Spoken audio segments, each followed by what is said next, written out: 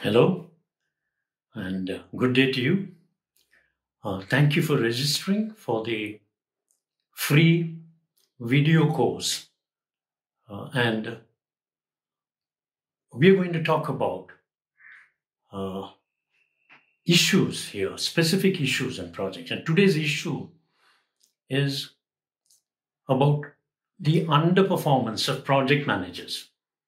If you're going with that, then you will agree that project managers, have series of problems in projects which prevents them from performing and delivering for the project and for the organization. So before going into the solution of this problem, let's look at what is the current situation, what is the predicament they are facing.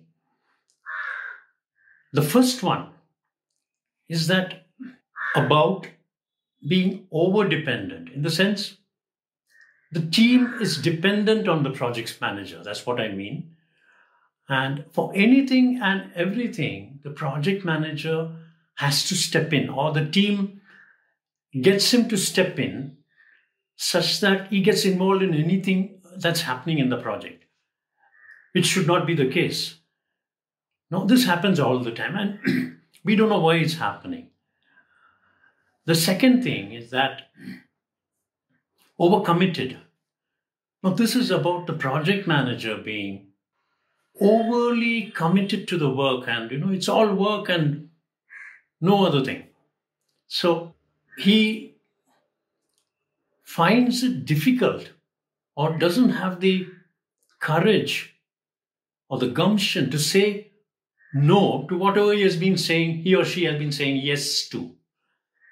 So instead of saying no, they are most of the time saying yes, and that's landing them into a further crisis situation with a lot of people, getting them involved in all sorts of things.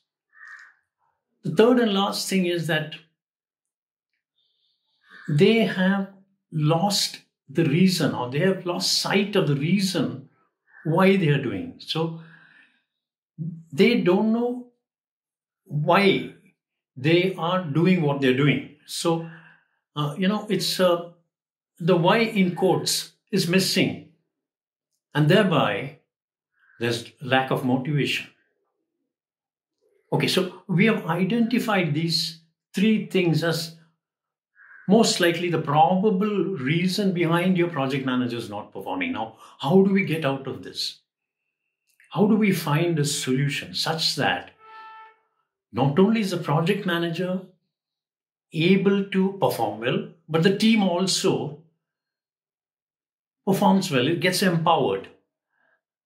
Now, a coaching style or a coach approach in this scenario is found to be very effective. Now, the coach basically asks questions, right? Now, instead of the team members asking questions, the coach will ask questions. This is how usually a coach operates. Now,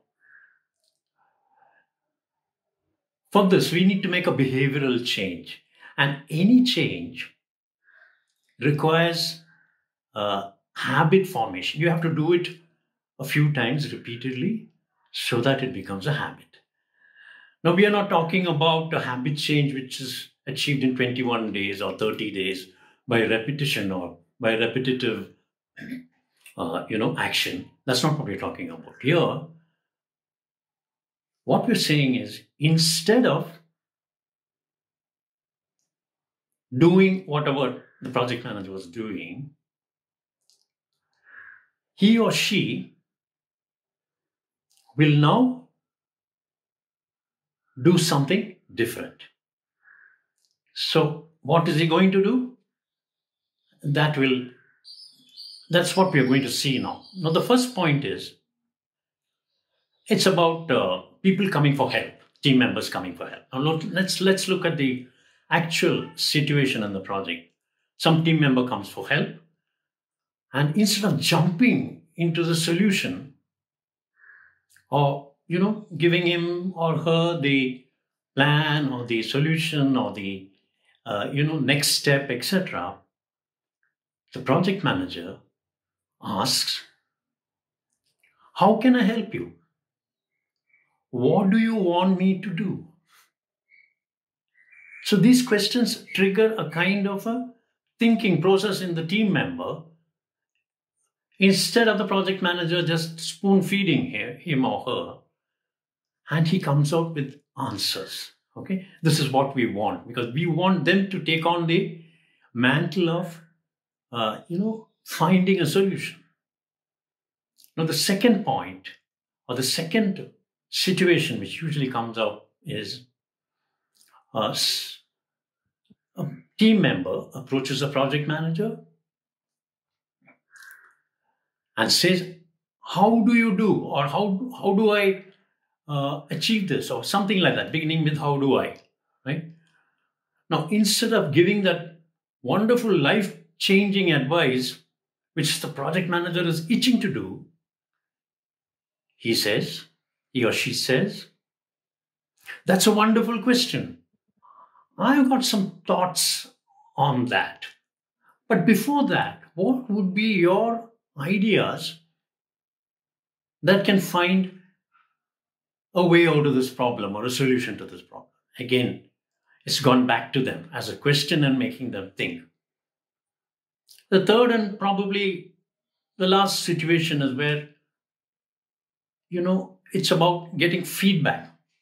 Now, the project manager conducts a meeting, and after the meeting, it may be one-on-one, it may be group, it may be external, internal, whatever. After the meeting, he or she just folds up everything and goes for the next item in the agenda.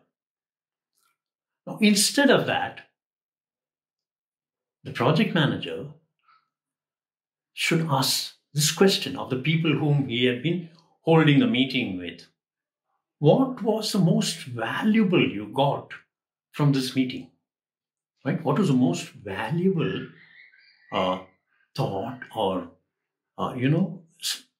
whatever you got from this meeting? So that's again asking them for feedback. Now, these are typically three scenarios which occur in projects, and that's why I brought them up. Now, you can see that by this method, you are empowering the team. You're making them think. You're making them come out with solutions rather than just spoon feeding them with what you have. In the process, what happens? The project manager is able to devote time for what he or she is supposed to do. What is that?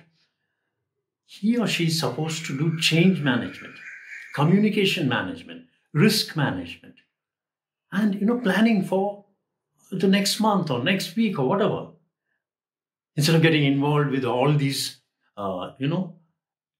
issues that come up from the team members.